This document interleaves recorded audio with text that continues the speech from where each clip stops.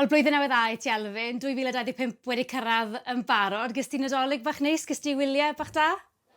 Do, eitha neis diolch. Dim byd ffansi aros adre. Eitha hapus i fod ffwr o'r airport am chydig bach. Ie, fi'n siŵr. Ond oedd hi'n nadolig bach prysur, achos gyda chi anreg cynnar nadolig datha, do? Do, bod babi arall yn y tŷ. Wrth gwrs, y bywyd ddim cweith digon prysur, so oedd ni eisiau speisio beth efo ni chydig bach, ond pob beth yn iawn, a good timing, o'n i adre. So, mae'r tŷ digon prysur. A'r boes yn dymlaen gyda'i brawd bach newydd yn iawn? Ynte, ni ddim yn un. Maen nhw rhywfaint o help, ond falle rhywfaint o hindrance fyd, ond pawb yn un iawn. Cwpl o ffasau mewn i 2025, a mae wedi bod yn gyfnod prysur i ti yn y car. Ond mae rai fi ofyn i ti, mae yna lun yn mynd o gwmpas y cyfryngau cymdeithasol o'r Iaris, bach yn styc falle. Oedd i'r llun yn edrych yn wath na beth oedd y sefyllfa go iawn? Wel, oedd y sefyllfa be oedd y Iaris yn y ditch ar ei ochr. Digon lwcus, ond ddim difrod i'r car o gwbl. Gallwn ni gael allan o fewn rhyw 20 munud hanner awr, a dim colli gormod allan o'r dydd wedyn. Falle trio pwysio limits chydig bach yn testio, ond pob beth yn iawn. Cyn bod ni yn edrych mlaen at lenni go iawn te, un cwestiwn am llynedd. Siwt wyt ti'n edrych nôl ar y tymor llynedd erbyn hyn, o ran, ar un cyfnod, o ti'n bedwerydd yn y bencampwriaeth, gorffen yn ail a gorffen y tymor ar nodyn uchel yn ennill yn Japan. Siwt wyt ti yn edrych nôl ar yr ail safle yn erbyn hyn? Gorffennon ni'r tymor yn eitha cyson a chri mewn ffordd. Lot o podiums deg ati wedd y tymor wedyn. Heblaw am y patch caled na ganol tymor, falle fydden ni o leia wedi rhoi mwy o ffait i Thierry am y bencampwriaeth, ond ddim i fod flwyddyn diwethaf yma. Nawr, dyna ni cael edrych mlaen at eleni. 14 rownd yn y bencampwriaeth i gyd. Sawl rali newydd, Canaries, Paraguay, Saudi Arabia. Faint wyt ti'n gwybod am y ralis newydd yma? Wyt ti'n edrych mlaen amdanyn nhw? O hyd yn edrych mlaen i gael sialens newydd mewn ffordd. Dwi'n meddwl ni drwy gyfnod yn y bencampwriaeth lle oedden ni'n mynd nôl i'r un ralis blwyddyn ar flwyddyn, a mae wan cael chydig bach amrywiaeth yn rhywbeth sydd yn exciting. Mae'n cadw pethau'n eitha agored. Canaries, dwi wedi bod yna'n neud y reci, gael look. Mae'n classic tarmac rally, really. Chydig iawn o cytio os fydd hi'n rally len, ond wrth gwrs drifodi ar island lle fydd y tywydd yn gallu bod newidiol, so falle ddim mor straightforward o fysa rhywun yn feddwl. Y ddwy rali arall, chydig bach o mystery i fod yn hollol onest, ddim yn gwybod gormod amdanyn nhw, wedyn fi rhaid aros i weld. Ti'n edrych ar y tymor nawr, yr 14 rali sydd i ddod fel o'n i'n sôn. Os na rali wyt ti yn edrych mlaen amdani fwy na'r lleill? Mae Finland o hyd yn highlight. Dwi'n deud o hyd, mae gyrru'r car yn yr amgylchiadau yna o hyd yn special. Ond wrth gwrs mae'n mynd i fod yn tymor hir. Mae eisiau trio bod yn gyson, perfformio bob weekend yn nod ar y bencampwriaeth trefod bod i mor hir a chaled. Fyddwn ni'n trio wneud y gorau be bynnag fydd y rali. I'r gwrthwyneb wedyn, os na rali ti ddim yn edrych mlaen ato, neu falle rali sy'n ychydig fwy heriol ar lleill? Dim rili. Dwi'n meddwl os ydy'r teimlad efo'r car yna, mae'r gallu yna i wneud yn job gri ar unrhyw rali. Erbyn hyn yn sicr, dyna ydy'r nod yn mynd mewn iddyn nhw i gyd. Wedyn, dwi ddim yn gysau'r un rali mewn ffordd, so fyddwn ni'n mynd i bob un a trio gael y mwy allan ohoni. Na ddigon am y ralis, achos mae lot o bethau arall wedi newid ar gyfer y tymor lenni hefyd. Dim hybrid i ddechrau. Faint o wahaniaeth mae'n neud? Be mae'n olygu?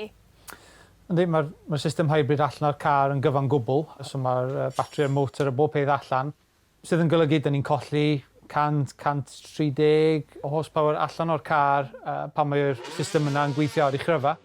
Ond wrth gwrs, da ni hefyd yn colli y pwysau o'r car. Wedyn mae o te 80 kilo i gyd sydd yn gwneud dipyn bach o wahaniaeth. So, rhaid aros i weld yn union sut mae'n effeithio pa rallies. O'r i'r car hyd yn hyn, Lenny, mae dal yn eitha cyfarwydd. Ddim gormod wedi newid, wrth gwrs, mae chydig bach llai o bower. A fydd yna trio cael y car i weithio o ran y balans, wrth gwrs, ti'n mynd 80 kilo allan o un man o'r car. Mae'n chydig bach o waith adaptio ar gyfer hynny. Ond, fi rhaid aros i weld sut mae hynna'n effeithio ni drwy gydol y tymor. Ond fydd y car dal yn eitha cyflym a dal digon exciting, dwi'n teimlo. A lot o bobl yn gofyn y cwestiwn pa mor debyg yw'r car eleni i falle 2017 cyn yr hybrid i ddod mewn y car yna. Be fydde ti'n gweud yw'r tebygrwydd, o's tebygrwydd? Mae'n fwy tebyg i'r car dyn ni newydd ddod ohono fo, wrth gwrs, achos mae'r base y car yn feth. Wrth gwrs, rhaid cofio pam gethon ni'r cair hybrid ma, oedden ni'n colli'r paddle shift, oedden ni'n colli'r active centre diff, nôl i 5-speed sequential. So, mae'r pethau yna i gyd dal efo ni. Chydig iawn o newidiadau mae'r teams yn cael wneud i addasu ar gyfer y newidiadau mwyaf diweddar yma. Wedyn mae'r car dal mwy tebyg i'n union beth yn newydd yr allan ohono fo yn hytrach na be o gen ni nôl yn 2017. Un newid mawr arall leni wrth gwrs yw'r teiars. Hankook sy'n cael ei defnyddio leni. Be neidi ohonyn nhw hyd yn hyn? Ti wedi profi nhw fi'n siŵr sawl gwaith? Di gael ambell i brawf. Rhai o'r profion na'n cymryd lle yn gynnar llynedd. Wedyn mae pethau di newid yn gyflym wrth gwrs fel mae'r teir yn cael ei datblygu. Dwi'n meddwl fod yna rhai mannau o'r teiars sydd yn argoeli yn eitha positif. Wrth gwrs mae pawb yn defnyddio'r un fath beth bynnag. Felly, dydy'r ultimate performance, gen i ddeud, ddim yn poeni gormod ar neb. Mae weld fod y tair yn eitha cry. Dio ddim i weld i fod yn rhoi gormod o trafferth o ran punctures, sydd dwi'n meddwl yn beth pwysig dros ben o ran chwarae teg ar gyfer y bencampwriaeth. Dwi'n meddwl o ran y tair tarmac ar gyfer Monte-Carlo, y slick i weld i fod yn teimlo'n iawn ar y modau anodd. Mae'r tair eira i weld yn golew. Y grafel, chydig bach yn unknown, ond rhaid aros i weld sydd eithi yn ystod y tymor. Fi'n siŵr fydda Sebastian Ogier rhywbeth i weid am y teiars, ond ti wedi gyrru ar Hankook sy'n blaen, do? Do, ambell i flwyddyn nôl erbyn hyn, ond wrth gwrs ddoth y cyfle i wneud Rally Cymru GB am y tro cyntaf nôl yn 2007 o diolch i Hankook, wedyn mae'n chydig bach o hanes yna. Rhywbeth arall sydd wedi newid ar gyfer leni yw'r system bwyntiau. Oedd yna dipyn o newid i'r system bwyntiau llynedd a lot o drafod amdano fe. Bach yn symlach eleni falle a bach yn well fydde ti'n meddwl? Ydy, mae'r system yn sicr wedi gwella dwi'n meddwl a well fod o'n rhoi mwy o reward am ennill rally. Ond wrth gwrs mae yna fwy o bwyntiau ar gael am penwythnos. Mae'r disul yna dal yn ddwrnod pwysig dros ben. Wrth gwrs oedd ddim pwyntiau wan o sadwn wedyn mae rhaid diwedd y rally a mae rhywun sydd wrth gwrs yn cychwyn ar gynnar ar y ffordd ar y dydd Gwener yn cael drwy dydd disul wan hefyd i wneud y mwyaf o'r penwythnos yn ytrach na fod o'n diwedd nos Sadwrn. Felly dwi'n teimlo fod y system pwynt mwy fair, mae'n rhoi mwy o reward am gorffen y rally. Ond mae'n wrth gwrs, fel dwi'n dweud, dal lot o bwyntiau ar gael disul, 10 ychwanegol rhwng y cymal cyffro a y bwyntiau disul wedyn dal yn bwysig iawn mynd yn gry disul. Ond wrth gwrs, da ni yn gwybod edrych nôl dros y blynyddoedd cyn i'r system bwyntiau newydd, oedd yr Sunday cruising ma, neu'r Sunday driving ma yn creepio fewn. So mae hyn yn siŵr o stopio hynny, felly dwi'n meddwl bod yna fwy balans dwi'n beth bynnag. Ia, ac i rywun fel fan ralio, mae'n neud y disul tipyn yn fwy, entertaining ydw i wylio hefyd, felly mae hwnna'n beth positif. Nawr, sôn am y gyrwyr sy'n cystadlu ar y bencampwriaeth eleni, bydde ti'n dweud mai dyma'r tymor fwyaf cystadleuol ers hir pan ti'n meddwl mae cael yr ofyn pera nôl ar gyfer tymor llawn. Thierry, neu fel wedi ennill ei bencampwriaeth gyntaf llynedd, falle bod yr hyder yn uchel. Ni'n gwybod beth mae Oetanac yn gallu wneud. Wyt ti'n teimlo bod y tymor leni o ran y safon yn gystadleuol ofnadw? Yndi, mae'n gystadleuol wrth gwrs, ond dwi'n gweld newid mawr o'r blynyddoedd sy'n newid basio. Rhywun un drivers mwy neu lai sydd yna, wrth gwrs, mae FOMO wedi symud i Hyundai. Dwi'n meddwl fod hynna falle mynd i newid pethau chydig bach, ond ar y cyfan mae pawb yn gyflym. Wrth gwrs, mae'r pencampwriaeth y byd, mae bob beth yn gystadleuol, mae'r ceir yn agos, a mewn ffordd rwyf o cael ei nôl llawn amser i'r rallies grean o leia. Dwi'n gweld yr pethau mwy gwastad mewn ffordd rwyf o ddim yn mynd i fod yn gychwyn falle yn 7 neu 8 ar y ffordd. Ie, achos oedd hwnna'n bwynt trafod mawr llynedd yn oedd gyrwyr sy'n neud hanner tymor yn cael ffafriaeth o ran safle'r ffordd ar y rallies grean. Felly mae hynny'n yn fwy teg eleni i bobl sy'n mynd am y bencampwriaeth am hynny, sy'n gret o beth. Ti sôn am Adrian Fomo fyna, wedi symud i Hyundai. Ti'n meddwl welwn ni fe'n ennill rally am y tro cyntaf eleni? Digon bosib. Da ni wedi gweld be mae'n gallu gwneud yn y Ford. Rhaid aros i weld sut fydd y Hyundai'n siwtio fo. Da ni'n gwybod fod o yn cynyddu mewn cyflymdra, cynyddu wan mewn profiad hefyd. Mae eitha profiadol ebyn wan wedyn, swn i ddim yn surprised o gwbl. A beth amdano ti? Fi siŵr ennill yw'r ateb, ond beth yw'r gobeithio yn eleni? dim byd wahanol i'r arfer, rili. Wrth gwrs, da ni yna i wneud y job gorau fedrwn ni. Da ni dal yn teimlo fod y gallu yna i gwffio ar y brig felly, a dyna di'r nod eto lenni. A sicr, mae yna bethau da ni angen wneud yn well.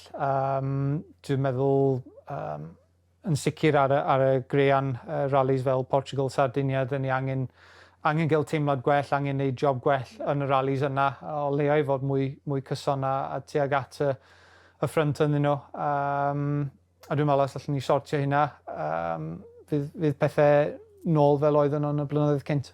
A ti'n edrych ar Thierry Neuville llynedd yn ennill 5 cymal cyffro i gyd, yn derbyn yr uchafswm o bwyntiau. Oeddi hwnna'n rhywbeth i anelu tuag ato, ti'n meddwl, i drial cyffio mwy ar y ddisil?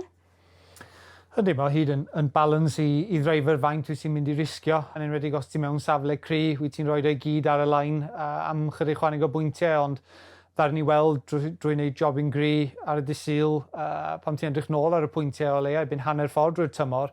Dwi'n meddwl o gynnu ni fwy o bwyntiau, hyd yn oed na Thierry o ran y core point y rally, ond oedd o'n o hyd yn wneud yn well ar y disil.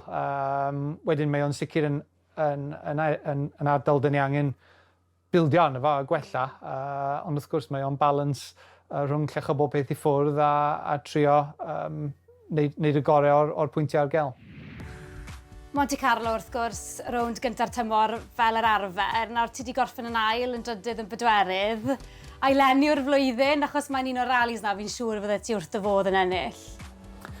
Yndi, fel bob gyrwyr arall, mae pawb eisiau ennill yn Monte-Carlo, fel mae pawb eisiau ennill yn y Ffindir, neu rhywle fel Argentina, mae pawb eisiau ennill y rallies iconic na, ond da ni wedi bod yn agos ambell i waith falle. A wrth gwrs, da ni'n mynd i trio'n gorau eto, cychwyn cry iawn yn y llynedd, ond cwmpo nôl yn y mannau budur wedyn. Rhaid trio fod yn well yn yr ardaloedd yna lenni, ond wrth gwrs, dyna'r nod. Os eira mynd i fod, os ia, be ti'n clywed? Pwy o wir, dwi'n meddwl da ni wedi cael, so ni'n mynd i rallies hawdd, ond rallies a lot llai eira ar rhew, neu da ni wedi arfer yn y blynyddoedd mwyaf diweddar yma.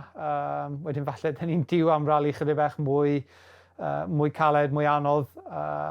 A does yr un Monty yn straightforward byth, ond rhaid aros i weld. Os ni'n edrych ar Monty llynedd, un o'r achubwyntiau i fi fel rhywun sy'n fan oedd gweld y tan gwyllt yna ar y nos iau, ac o'r gwrti a 15 eiliad o fantes yn mynd mewn i dydd Gwener, oedd yn anhygol. Mae adegau fel a rallies fel jyst yn anaros gyda ti fi'n siŵr. Ti'n gweld y tan gwyllt gyda llaw? Oed. Ti'n gweld y byd arall yn anffodus ar y cymal rhif 2 na. Yn anffodus, da ni'n mynd i iwsio'r hairpins na lenni. Ond mae'n awyrgylch fel nint arall. Y noson gyntaf na yn Monty pan mae'r tymerydd yn cwmpo jyst o gwmpas y pwynt rewi. A wedyn ti'n gallu gweld lle ti'n mynd ar ben yna o'r flares a'r tan gwyllt. Ond mae ochr i bech yn mad, ond hapus i allu gael y profiad yr un arug. Wel, pob lwc i ti Elfyn ar gyfer Monte-Carlo a gweddill tymor sydd i ddod. Gobeithio fydd y cwpan na nôl yng Nghymru fach ar ddiwedd y tymor. Pob lwc. Diolch yn fawr, training gorau.